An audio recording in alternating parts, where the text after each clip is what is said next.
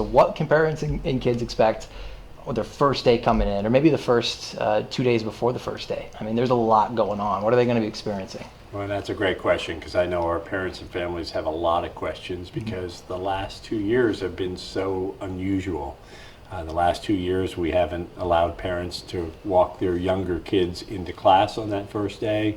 We've had to cancel back to school events or meet the teacher events just because we were trying to mitigate the potential spread of COVID.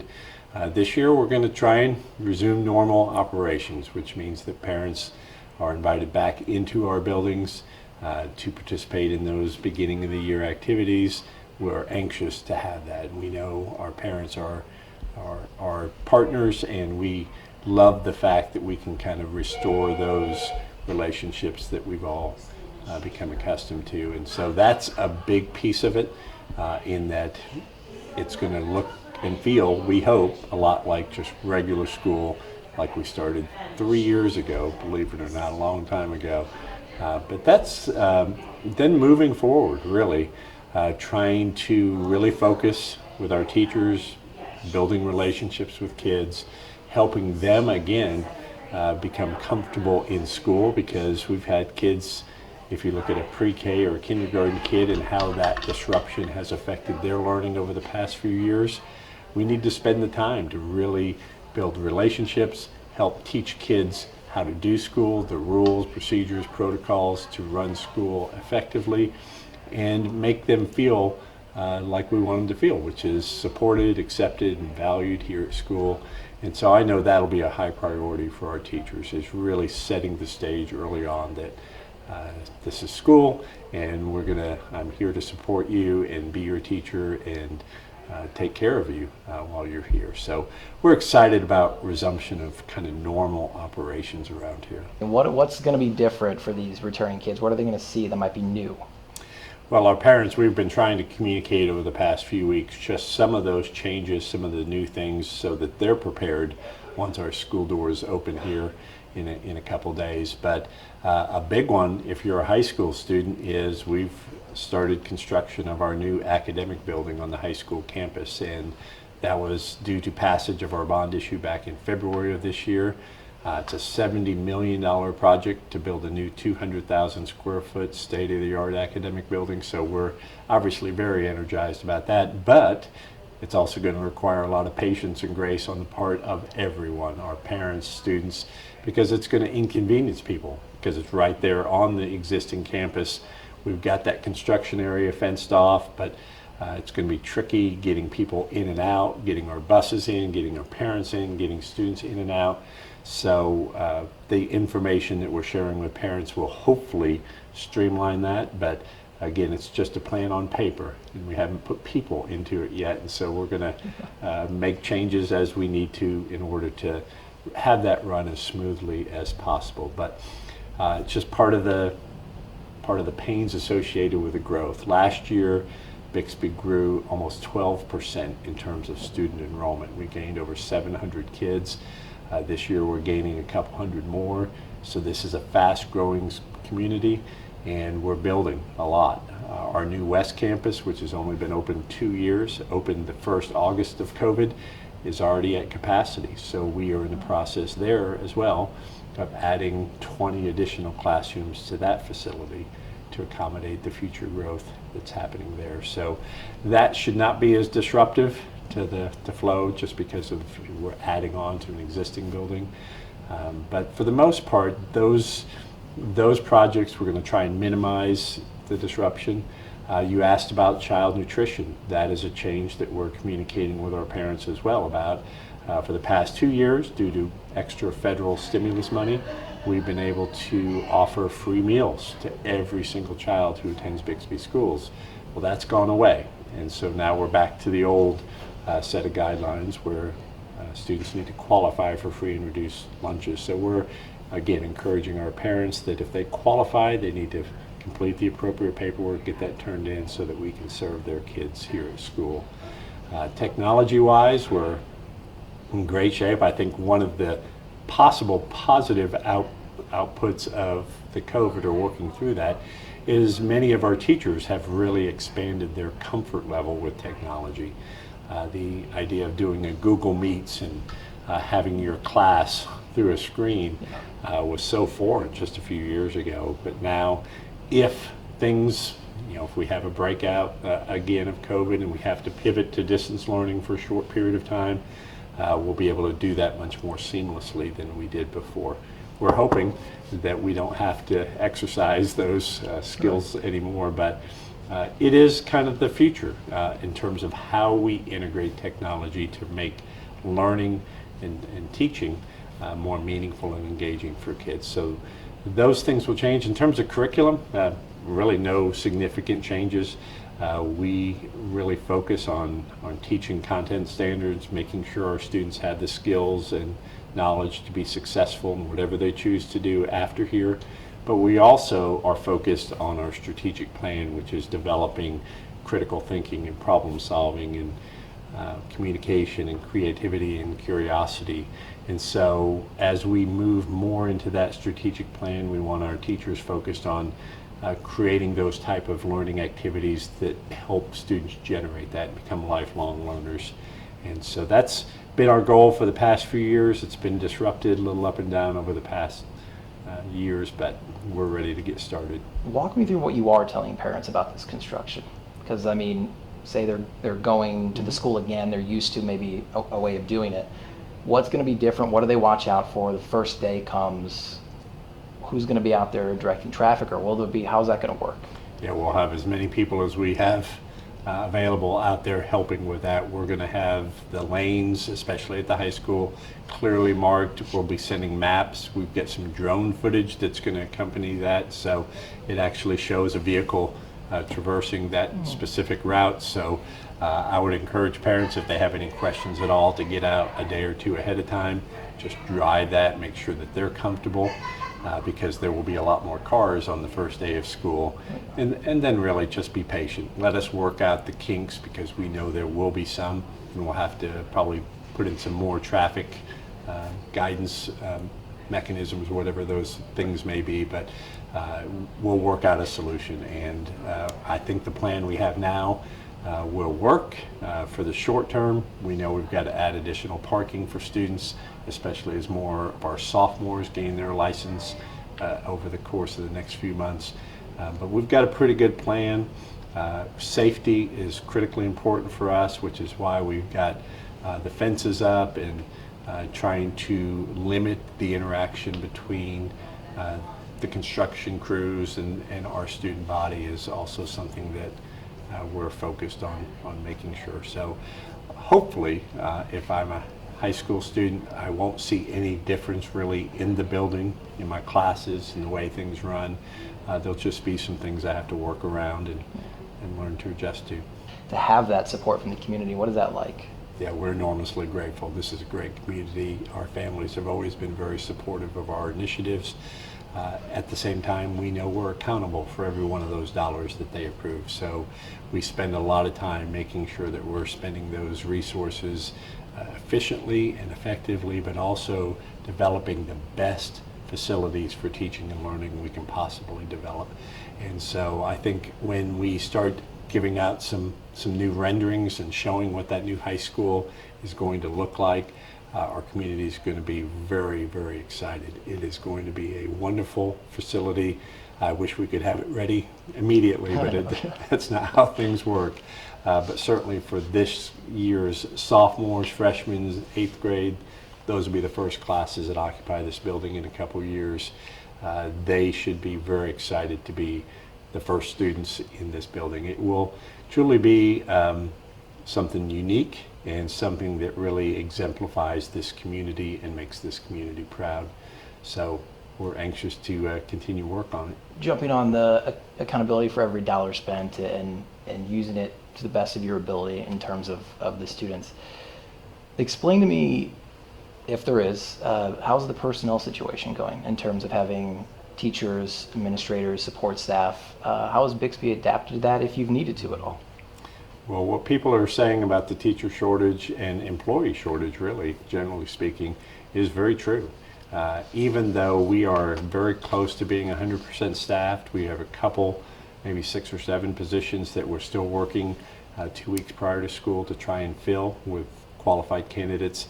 We're in pretty good shape. Bixby is a place where a lot of teachers and staff want to come work. But that being said, the pool of available high quality candidates is definitely shallower than it has been in the past. We pride ourselves on the quality of our teachers. We want to continue to add to that. But when you post a position and you have 1 or 2 applications, whereas 5 years ago you might have had 10, 15, 20 applications, especially for science and math and special ed, those subject areas are really getting tough. And it feels like sometimes it's simply teachers that are moving from one district to another because their family moved, and so they go from Bixby to Union or Jenks, and then we get some teachers from there that we're just kind of passing, but there's not a real large pool of new teachers to it because our teacher colleges aren't graduating as many. More of those teachers are deciding to move out of state to pursue jobs, or they're deciding after a couple of years that teaching's not for them. Right. And so it is something that our state really needs to address. Part of that is related to pay and compensation. We need to continue to have a plan so that teachers see that we're invested in them and that we value having high quality teachers for our students. And the other part is just the overall climate of public education and making sure that whatever frustrations we have with what's going on in society or politics or anything else, that we're not inadvertently demeaning or disparaging our hardworking educators, because I'm around these people every single day, and I can tell you these teachers have done remarkable work over the past few years. And it's not to say that we're without fault and that we don't make mistakes and that we don't grow and improve from that. But by and large, our teachers love what they do. They respect kids. They want to do what's best for kids. And when people just throw blanket statements out that teachers are doing this or that, it really is unfair. And we need to get away from that, because that creates another obstacle for creating the kind of culture where teachers feel valued and want to do this job. What would be your maybe elevator pitch then? How would you convince someone to come work at Bixby, whether it be a teacher or a support staff? What is the great part about working here? I think going back to what I said, we've got a very supportive community. Our families are invested in their schools, so they participate in our parent-teacher organizations, our booster clubs. There's not an organization in Bixby schools that doesn't have a robust, highly supportive group of parents behind them. That's a big piece of it. Our teachers, for the most part, work very well together. They collaborate. We build in what's called professional learning communities at all of our sites. We give them time every week to meet and confer and talk about how do we get better and how do we better serve our students. So it's a very supportive community, and unless a teacher doesn't want to plug into that, there is a huge support network here. If you're a first-year teacher, if you're a teacher coming in after 20 years, we want every teacher to be successful, because at the end of the day, if they're successful, it benefits our kids. And so I am biased. I think Bixby's a great right. place to work. I certainly love being here. And I think that we've got great administrators in all of our schools as well. And it's just, we call it our whamily, our work family, because it feels like that when you come to work, and the people with whom you work are positive, they're student-centered, and they really want to do what's best for this community. What are the security measures in Bixby? How can parents be part of that, or their kids be part of that? Maybe what would you tell them about coming into school, and kind of run me through all of that if you can. I know in light of what happened in Uvalde a few months ago, there's a heightened awareness or a sense of, are we doing everything possible to keep our students safe? And I can honestly answer that with yes, within reason, because you can turn schools into fortresses. You can put in, lock every door and put in security guards and have metal detectors and all that. But the message that sends to students too is that maybe this isn't a safe place.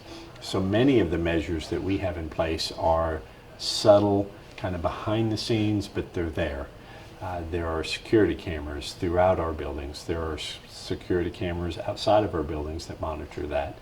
Any adult who's coming into our building must check in through one of our offices that has locked doors, and they must have their ID checked and must be unlocked in order to get into the building. So they have to have a reason for being there.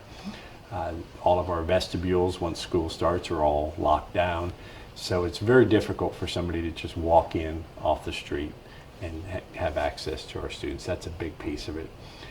The other piece that's critically important, and I would encourage all parents to just have conversations with their children about the things that make them feel uncomfortable at school, whether it's the way things are set up, whether it's individual students, whether it's whatever those things are that are going on that may make a child feel uncomfortable, unsafe, and communicate that with us. To our site leadership, to our district leadership, we need to know that, especially if there's a potential harm that may come to a student. We need to know that as quickly as possible.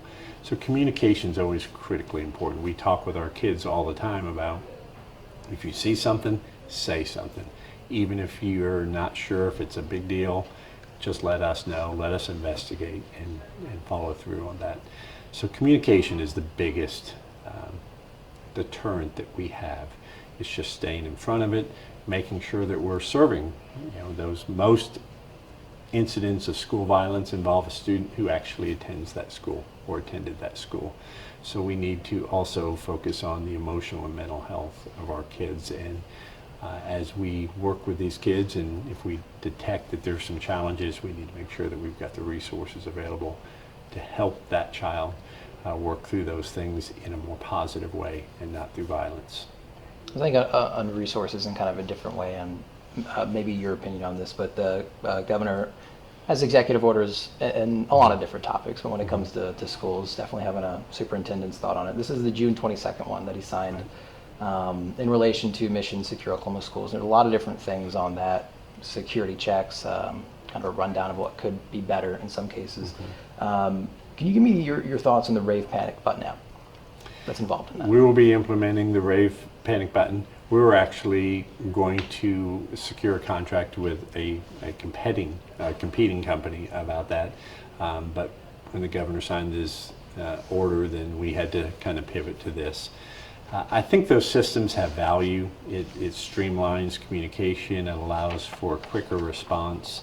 But again, those things, there's very few one-size-fits-all when it comes to schools. Bixby has a unique situation. We have a partnership with the Bixby Police Department. Our school resource officers are Bixby, full-time Bixby police officers who work in our schools. Especially if you're on a school on this side of the river, a phone call to the police department will get a response within 2 minutes normally. Whereas if I'm in a rural school or a school that's away or covered by a county sheriff, that's a whole different security setting than what we have here. We have the ability to respond very quickly to potential situations. So the Rave button, whether that's faster than a 911 call or another means of communication, we're certainly going to implement it with fidelity. We're going to train our teachers. We're going to hopefully streamline some of those communications, especially from the school to our emergency responders. I don't know at the end of the day if it will make a huge difference, but we're certainly going to give it a try and do as much of what the governor has asked us to do, because we know we owe that to our community as well. They should feel comfortable when they put their child on a bus or drop them off at school that their child's going to be safe for the whole time they're with us.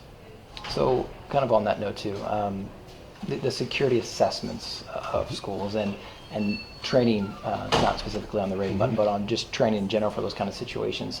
What do you say to both of those topics, and then what kind of is the training that teachers go through? We've had our buildings evaluated in the past. That service has been around for several years, and you can get those done for free by a variety of security companies. And so all of ours have been done.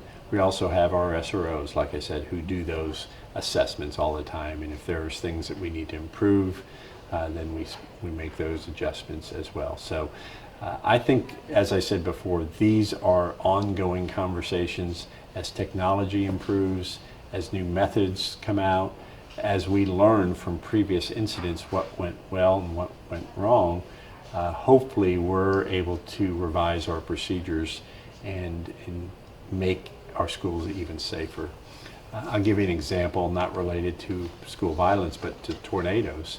Up until 2011, I think, was when the Joplin tornado hit. It was standard practice for tornado drills to have your students come out in the hallway, get in a crouched position in front of their lockers, their hands over their head, and we thought that that was a safe way of getting them out of the classroom, away from class. Well, what the videos from the Joplin schools that got hit by that tornado show that it just created a wind tunnel, and it knocked the doors out the back, and it was actually pulled desks and everything straight down that hallway. And if that hallway had been filled with students, those students would have been sucked right out the side too. So it's those events that say, we need to rethink this. This is not a safe protocol. And so that's when we've started reinforcing various areas of the school, using restrooms, using other areas that are out of that potential wind tunnel to make sure our students are safeguarded. But it's a continual process. Sadly, we have to learn from things that didn't go well. And speaking of ready to go, what is the kind of the training that teachers go through or support staff go through?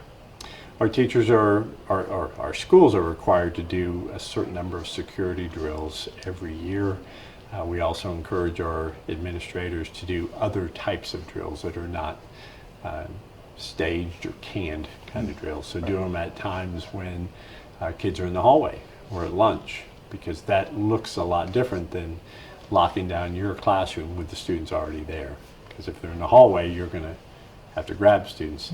So trying to prepare our teachers to respond to a variety of situations that are often unpredictable.